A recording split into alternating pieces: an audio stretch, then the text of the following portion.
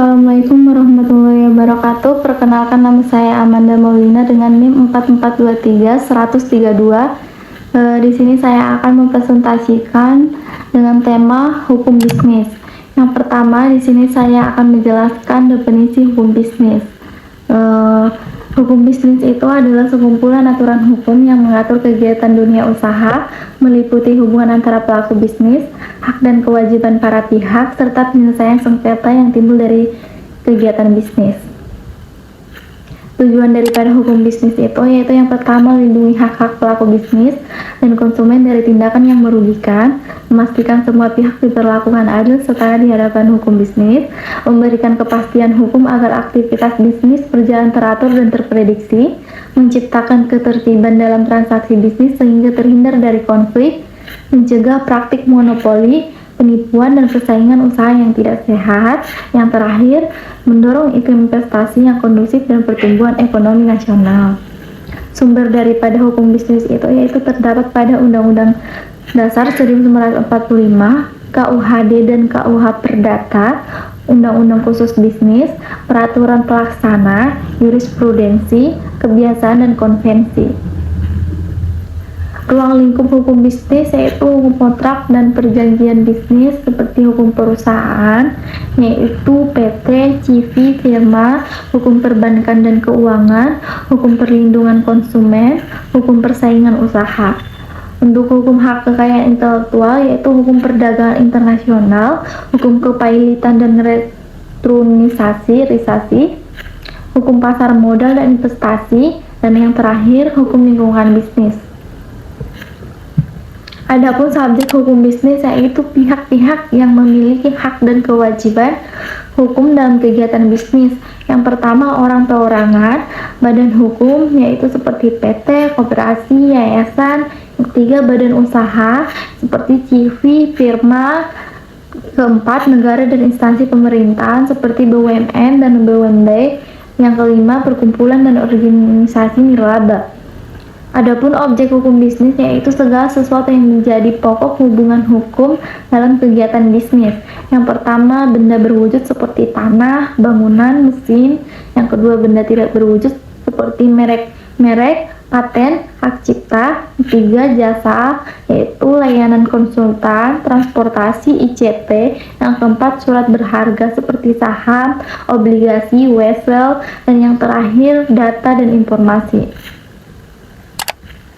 Pelanggaran hukum bisnis yaitu menyesatkan mitra bisnis dengan informasi palsu untuk keuntungan pribadi. Sanksinya yaitu pidana dan perdata. Prestasi tidak memenuhi kewajiban kontrak sesuai perjanjian yang telah disepakati, itu sanksinya berupa perdata dan ganti rugi. Ketiga, pemalsuan dokumen, memalsukan faktur, laporan keuangan atau sertifikat untuk kepentingan bisnis, sanksinya pidana penjara. Yang keempat, persaingan tidak sehat yaitu monopoli, kartel atau praktik dumping yang merugikan persaingan usaha, sanksinya berupa denda, OJK atau KPPU. Penerapan hukum bisnis dalam praktik. Yang pertama, pendiri usaha memiliki bentuk badan usaha seperti PT, CV, firma, akta notaris, pendaftaran Kemenhukam, NPWP, NIB melalui OSS.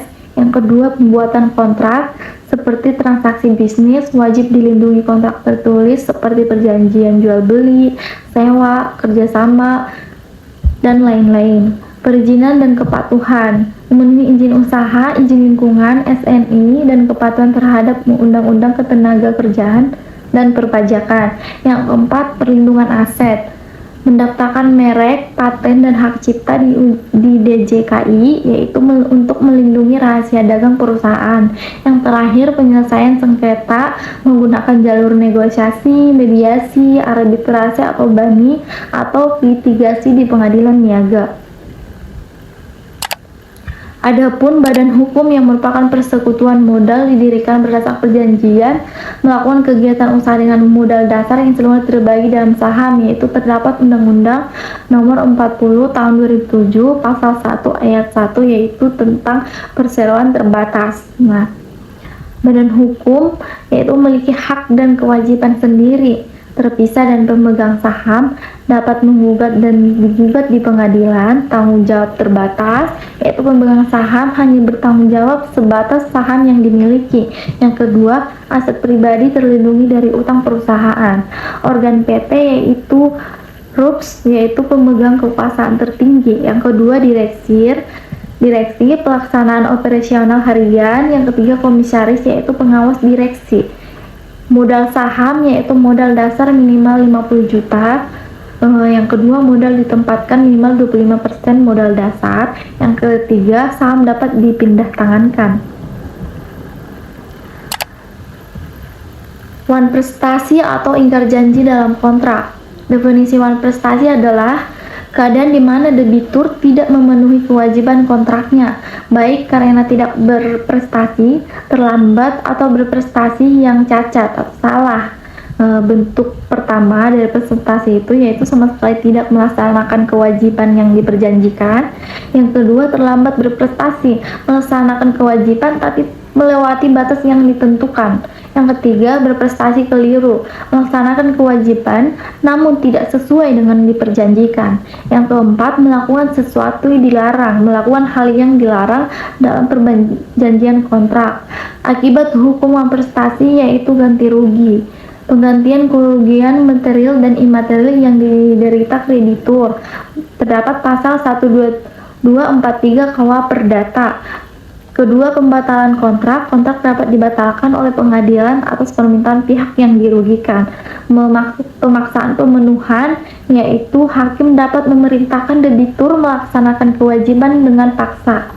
Yang terakhir, risiko beralih, yaitu risiko atas barang atau jasa beralih kepada pihak yang wan prestasi. Untuk penyelesaian sengketa bisnis yaitu terdapat negosiasi, yaitu musyawarah langsung antar pihak tanpa pihak ketiga. Paling cepat, hemat biaya, menjaga hubungan bisnis.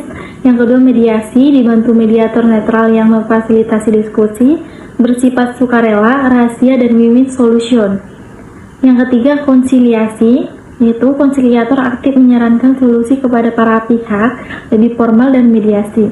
Yang keempat, arbitrase, yaitu penyelesaian oleh arbiter independen, putusan bersifat final dan mengikat, yaitu lembaga seperti BANI, Bayarnas. Dan yang terakhir, litigasi melalui pengadilan negeri atau niaga, PHI, proses formal terbuka, putusan dapat banding tapi paling lama. Lalu kesimpulan di sini, kesimpulan hukum bisnis merupakan landas yang mengatur seluruh kegiatan usaha, mulai dari perjanjian dan kewajiban para pihak, transaksi bisnis, hingga penyelesaian sengketa.